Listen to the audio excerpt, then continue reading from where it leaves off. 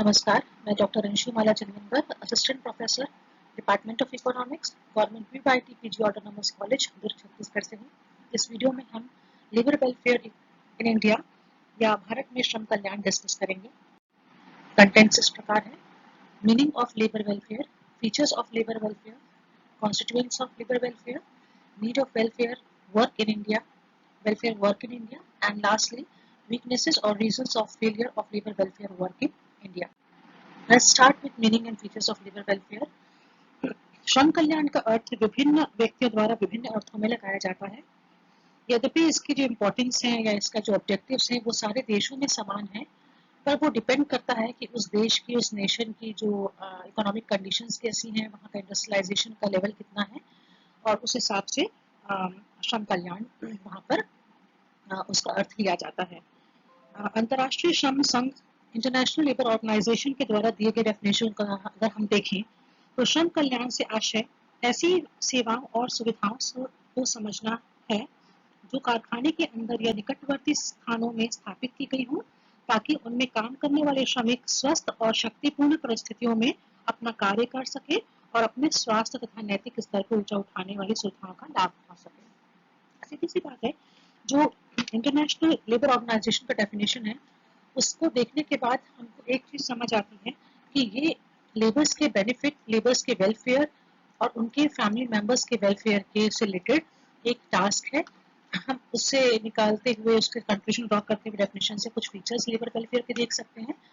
The undertakings of for the benefit of employees and the members of the family, और इसका उद्देश्य ये होता है कि to increase their standard of living, उनके जीवन का, मजदूरों के जीवन स्तर को ऊंचा उठाने और उनके सर्वांगीण विकास के लिए इस लेबर वेलफेयर या श्रम कल्याण को किया जाता है। दूसरा है the work generally includes those items of welfare which are over and above what is called the wages. दूसरी विशेषता यह है लेबर वेलफेयर की कि ये जो मजदूरी दी जाती है उसके अलावा दिया गया जो बेनिफिट और वेलफेयर है वो लेबर वेलफेयर में इंक्लूड होता है। ये वेजेस के अलावा दी गई फैसिलिटीज होती हैं। तीसरा है the purpose of providing welfare amenities is to bring about development, overall development लाना। एक मजदूर जो होता है या लेबर होता है उसकी ओवरऑल पर्सनैलिटी को चेंज करने के लिए होता है। उसका सोशल एस्पेक्ट हो, चाहे वो साइकोलॉजिकल एस्पेक्ट हो, चाहे इकोनॉमिक हो, चाहे मॉरल हो, सारे चेंजेस करने के लिए ये लेबर वेलफेयर को निर्धारित किया जाता है।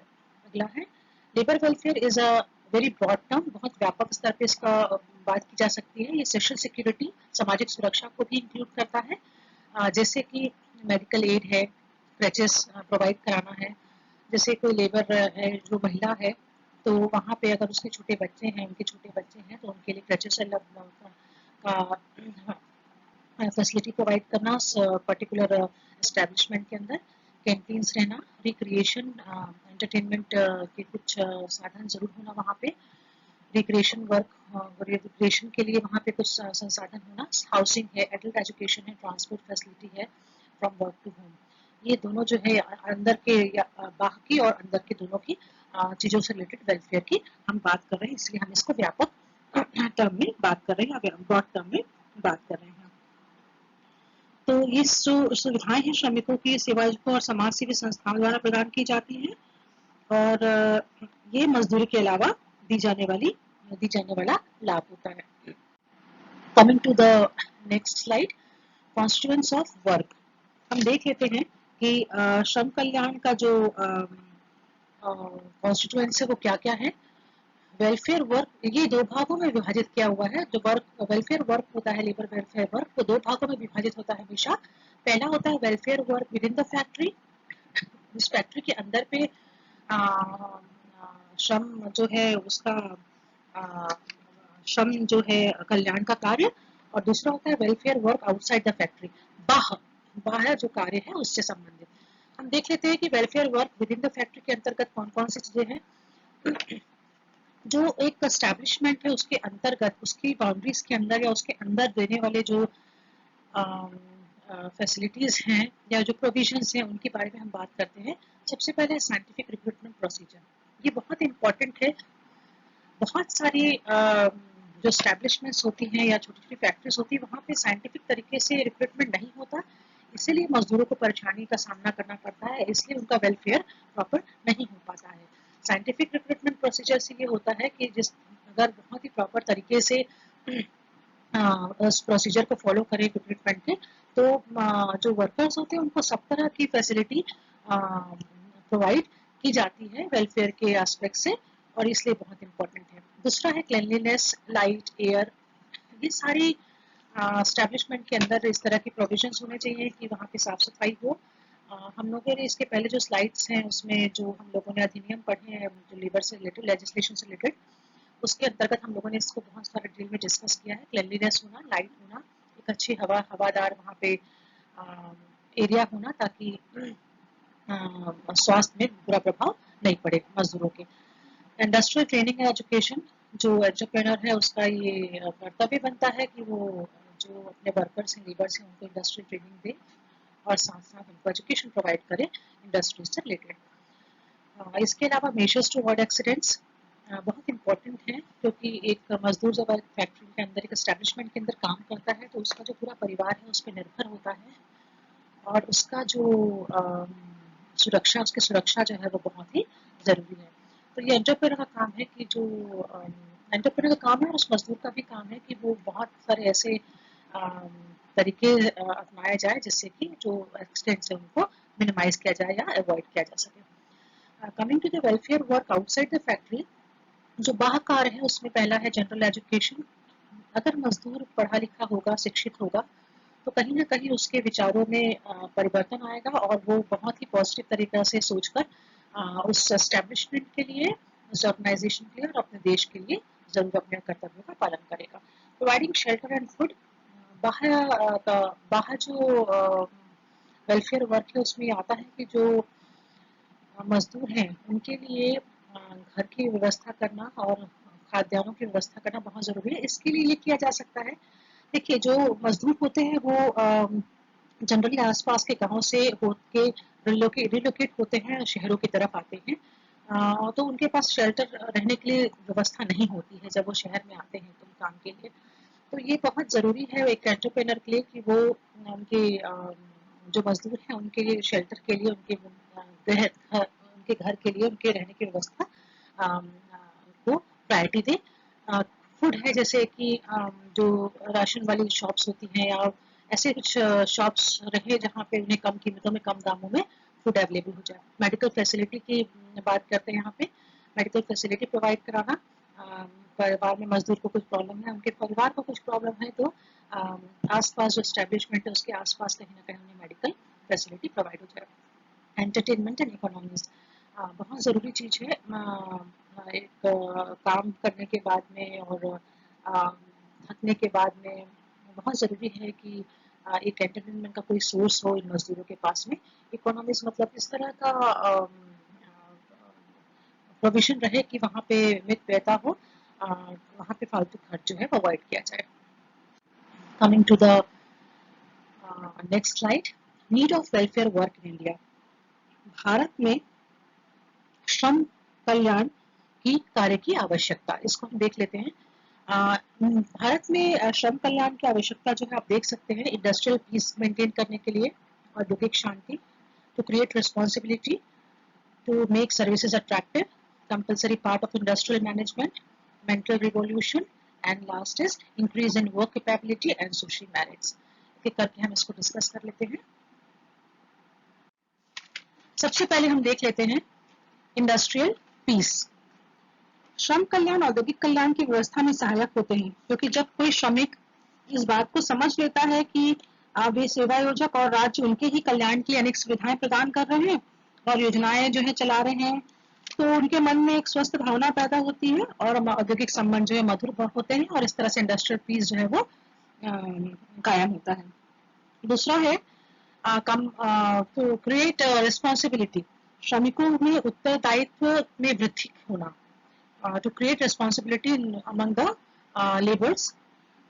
श्रम कल्याण के कार्य की व्यवस्था से श्रमिक को अनुभव होने लगता है कि उद्योग के एक हिस्सेदार हैं और इसलिए वे संस्था में के कार्यों में बढ़ चढ़ के रुचि लेने लगते हैं। टू मेक सर्विसेज अट्रैक्टिव,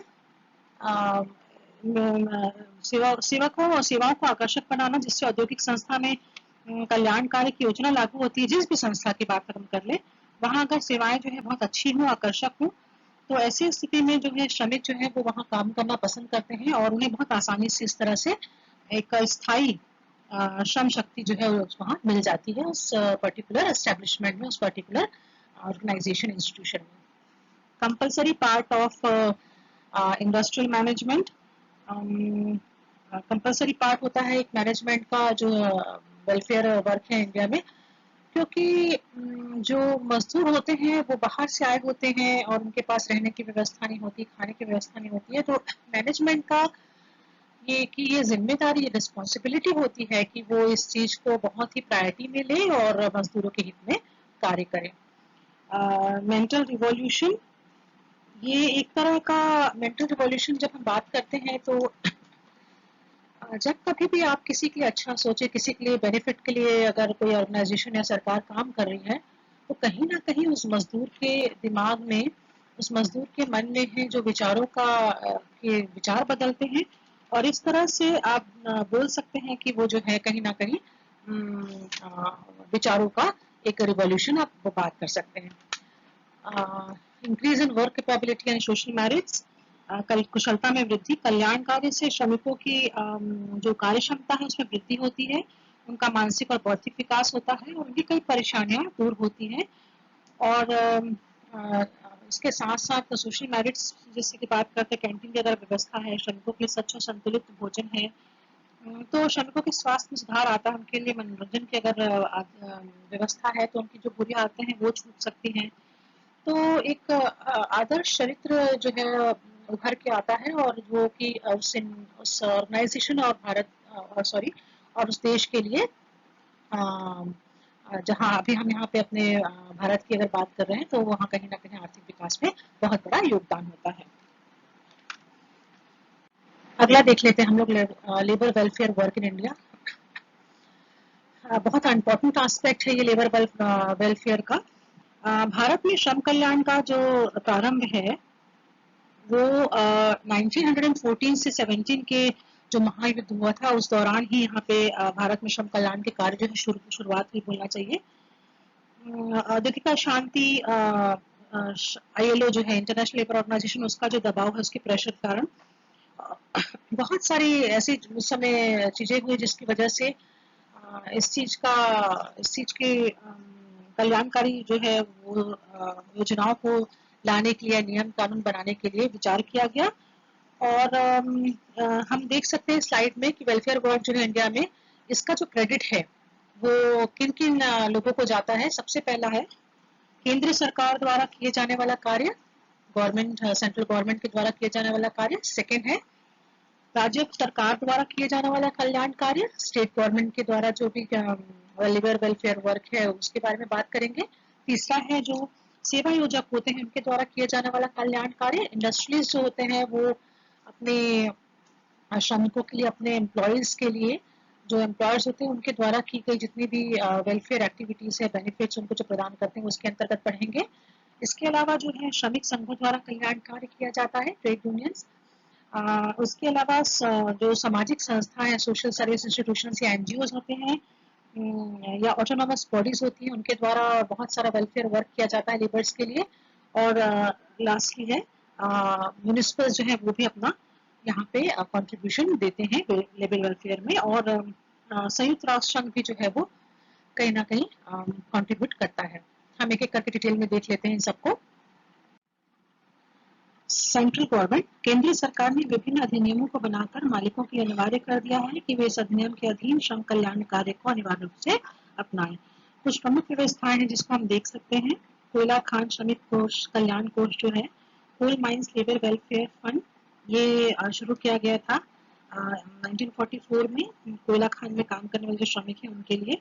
और ऐसी व्यवस्था की गई थी कि वहाँ पे खाते रखे जाएंगे, 2 खाते, आवास खाता और दूसरा सामान्य कल्याण खाता, जिससे कि सामान्य कल्याण खाता में जो जमा राशि है उससे वो कल्याणकारी कार्य जैसे कि डॉक्टरी है सुविधा, मनोरंजन सुविधा, शिक्षा, शिशु सदन, क्रेच की आवास व्यवस्था आदि पर उस पर खर्च किया जाएगा। दूसरा है अभ्रक खान श्रमिक का कल्याण कोष, mica mines labour welfare fund 1946 में इसको शुरू किया गया था। यहाँ पे भी चिकित्सा का कार्य है, मनोरंजन, प्रसूति, बाल कल्याण केंद्र, स्कूल आदि पर व्यय करने के लिए एक फंड बनाया गया था और यहाँ पे जो श्रमिक काम करते थे उनके कल्याण की योजनाओं के अंतर्गत इसे रखा गया था। कच्चा लोहा खान श्रमिक कल्याणकारी कोष 1963 में बनाया गया था। इसमें केंद्रीय क्षेत्रीय स्तर पर अस्पताल, इमरजेंसी अस्पताल, चलती फिरती डिस्पेंसरी और स्वास्थ्य केंद्र खोले गए थे। तपेदिक के मरीजों के लिए खास सुविधा की व्यवस्था की गई थी। इसके अंतर्गत मोटर परिवहन कर्मचारी अधिनियम 1961, इसके अंतर्गत जो है जलपान गृह, विश्राम के लिए कमरे, छुट्टियां और कार्य घंटे तक करने की विभिन्न योजनाएं इसके अंतर्गत रखी गई थी। बीडीसी क्रिएट श्रमिक अधिनियम के अंतर्गत जो है चिकित्सा, शिक्षा, मनोरंजन, आवास सुविधाएं दी गई थी यहाँ पे काम करने वाले श्रमिकों को। कच्चे लोहा खान और मैग्नीज खान में काम करने वाले श्रमिक हैं उनके लिए 1976 में इस एक्ट को पास किया गया था और उन्हें भी इस तरह प्रकार की बहुत सारी सुविधाएं प्रदान करने की व्यवस्था की गई थी। बंदरगाह में श्रमिकों के लिए सुविधाएं प्रदान की गई थी, जैसे बम्बई है, कोलकाता है, कोची, मद्रास, विशाखापट्टनम। यहाँ जो बंदरगाह है वहाँ के जो श्रमिक हैं उनके लिए कल्याणकारी सुविधाएं प्रदान करने की बात की गई थी। श्रमवीर पुरस्कार की योजना शुरू की गई थी 1956 में, जो श्रमिकों द्वारा अच्छे सुझाव देने पर इस तरह के श्रमवीर पुरस्कार दिए जाते थे। श्रम अधिकारी, कल्याण अधिकारी, लेबर वेलफेयर ऑफिसर, ऐसे कारखाने जहाँ पे 500 से अधिक कर्मचारी काम करते हैं वहाँ पे लेबर ऑफिसर नियुक्त करना जरूरी कर दिया गया है ताकि वो जो श्रमिक है उनके सुख सुविधाओं के बारे में पूरा जानकारी रखें और उसके बारे में सरकार को सेंट्रल गवर्नमेंट को अवगत कराएं। महिला एवं बाल श्रमिक कल्याण से भी संबंधित 1987 में एक इक्वल रेम्युनरेशन एक्ट पास किया गया था जिससे कि महिलाओं को भी समान कार्य समान वेतन हेतु व्यवस्था की गई थी। इसके बाद हम देख लेते हैं स्टेट गवर्नमेंट जो है, राज्य सरकार द्वारा भी श्रम कल्याण के क्षेत्र में सराहनीय कार्य किए जा रहे हैं और जाते रहे हैं सालों से और कुछ बहुत सारे अधिनियम सरकार ने बनाए हैं, राज्य सरकार ने बनाए हैं, जिसका संचालन किया जा रहा है। श्रमिकों को इसके अंतर्गत व्यायामशाला, वाचनालय, पुस्तकालय, मनोरंजन आदि की व्यवस्था की गई है। ऐसे बहुत सारे स्टेट्स हैं जैसे उत्तर प्रदेश, महाराष्ट्र, मध्य प्रदेश, राजस्थान, गुजरात, बिहार, पंजाब, कर्नाटका, आंध्र प्रदेश, जम्मू कश्मीर, उड़ीसा, दिल्ली, पश्चिम बंगाल, त्रिपुरा, पांडिचेरी, ये 15 ऐसे राज्य हैं जहाँ पे और यूनियन टेरिटरी जहाँ पे इंडस्ट्रीज हैं, कारखाने हैं या किस तरह के ऐसी एस्टेब्लिशमेंट्स हैं जहाँ पे मजदूर और श्रमिक काम करते हैं, तो उनके लिए बहुत सारे कल्याण केंद्र संचालित हो रहे हैं जहाँ पर चिकित्सा सहायता, वाचनालय, पुस्तकालय, सिलाई कढ़ाई बुनाई करने का प्रशिक्षण, मनोरंजन सुविधाएं, व्यायामशाला, खेल कूद के लिए बाहर जो है जगह, हथकरघा उद्योग है, प्रौढ़ शिक्षा की व्यवस्था, सांस्कृतिक कार्यक्रम, कल्याण सुविधाएं। मध्य प्रदेश में जो है प्रौढ़ शिक्षा का जो है वो कल्याण केंद्र में चलाया जाता है, प्रौढ़ शिक्षा जो है उसका फैसिलिटी दी जाती है। इसके अलावा स्त्रियों के लिए दस्तकारी केंद्र है आंध्र प्रदेश में और बाकी तो जितने भी आप दिल्ली में भी जो है, उड़ीसा में भी, दिल्ली में भी प्रौढ़ शिक्षा जो है वो उस केंद्र में चलाया जाता है। बाकी जो हर जगह जो है इस तरह के हॉस्पिटल, चिकित्सा की शैक्षणिक व्यवस्था, पुस्तकालय, वाचनालय, मनोरंजन की सुविधाएं इत्यादि दी जाती रही हैं। अगला हम देख लेते हैं इंडस्ट्रियलिस्ट द्वारा जो वेलफेयर वर्क किया गया इंडिया में, सेवा योजना द्वारा किए जाने वाला श्रम कल्याण कार्य। भारत में ऐसे बहुत सारे उद्योग हैं पुराने, जैसे कि सूती वस्त्र उद्योग है, जूट उद्योग है, चीनी उद्योग है, इंजीनियरिंग उद्योग है, लोहा एवं इस्पात उद्योग है। यहाँ पर विभिन्न प्रकार की जो जरूरतें हैं, श्रमिकों की जरूरतें अलग अलग फैक्ट्रीज में, उसके हिसाब से सेवा योजकों द्वारा श्रम कल्याण कार्य किया जाता है। जो चिकित्सालय है, मनोरंजन है, केंद्र, वाचनालय, कैंटीन, ये सब स्थापित किया गया है ताकि जो श्रमिक है उनको कहीं ना कहीं बेनिफिट मिल सके। जूट इंडस्ट्री है, काफी पुरानी इंडस्ट्री है इंडिया की और यहाँ पे संघ जो है, यहाँ का जो जूट मिल का जो जूट श्रम संघ है, उसने कई सारे श्रम कल्याण केंद्र खोल के रखे हुए हैं जहाँ पे कैंटीन, शिशु गृह, प्राइमरी स्कूल, पुस्तकालय, औषधालय की व्यवस्था की गई है। कैंपस के अंदर ही पाठशालाओं का भी, बच्चों की पाठशालाओं का भी व्यवस्था की गई है। इंजीनियरिंग उद्योग है, इंजीनियरिंग उद्योगों में भी श्रमिक के लिए शिक्षा जल गृह की व्यवस्था है। टाटा आयरन एंड स्टील जो कंपनी है वह जमशेदपुर वह विशेष रूप से इसीलिए उल्लेखनीय और प्रसिद्ध है कि वो अपने श्रमिकों को श्रम कल्याण के लिए वो अपने श्रमिकों के लिए बहुत सारे अच्छे और बड़े स्तर पे कल्याणकारी व्यवस्था करती है। लोहा एवं इस्पात उद्योग की जब बात करते हैं तो वहाँ पे झूला घर है महिला श्रमिकों के लिए के बच्चों के लिए श्रम कल्याण के लिए जो उद्योगपति टाटा कंपनी के जो नाम से प्रसिद्ध है आपके बुक के अनुसार। और यहाँ पे जो है टाटा के द्वारा बनाया गया आधुनिक अस्पताल है, हाई स्कूल है, मिडिल स्कूल है, प्रारंभिक पाठशालाएं हैं।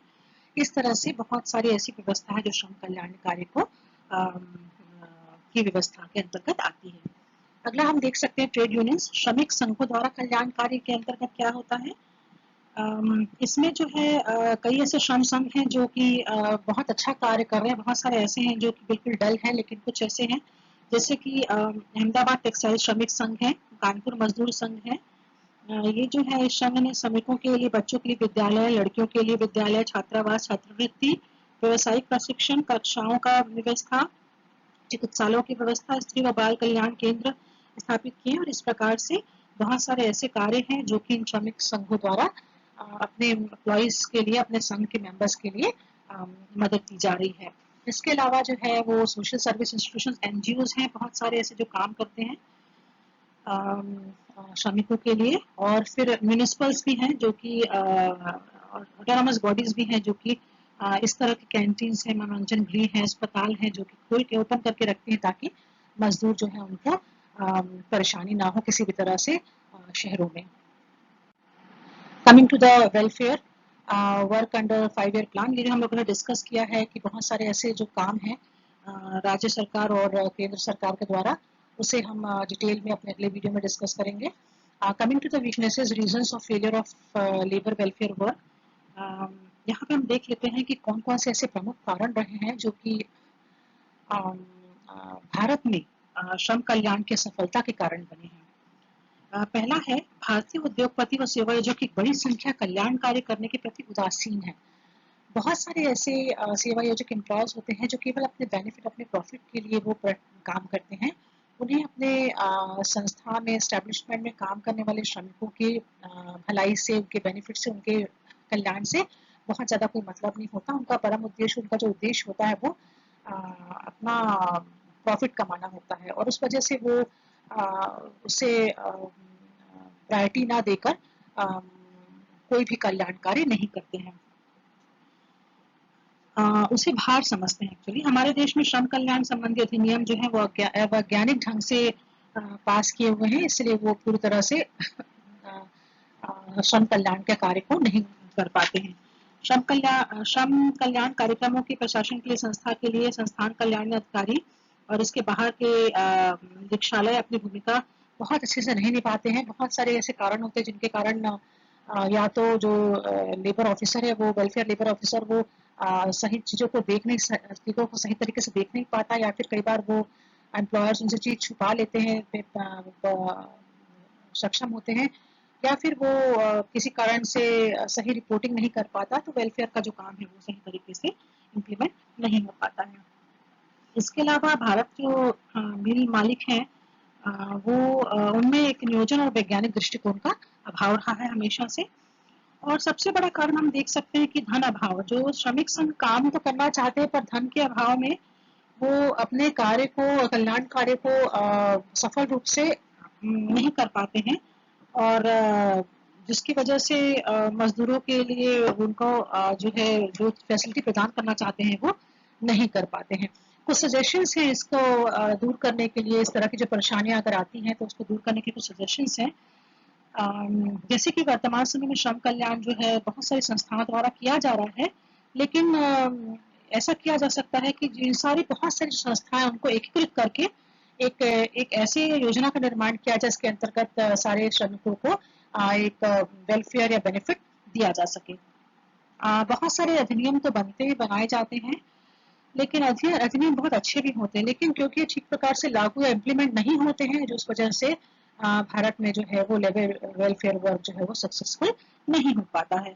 इसके अलावा जो श्रमिक हैं उनको भी ऐसा मौका दिया जाए कि वो जो कल्याण समितियां होती हैं उनमें भी उनका अधिक से अधिक सहभागिता प्रदान करें, ताकि उनमें भी वो भावना आए कि किस तरह की ताकि वो ये समझ सकें कि उनको क्या परेशानी और किस तरह की चीजें और बदलाव और कल्याणकारी योजनाओं की जरूरत है। इसके अलावा जो है श्रम संबंधी संस्थाओं का और अधिक विकास किया जाना चाहिए। केंद्र और राज्य सरकार और मजदूरों की बेनिफिट और वेलफेयर की तरफ ध्यान दें।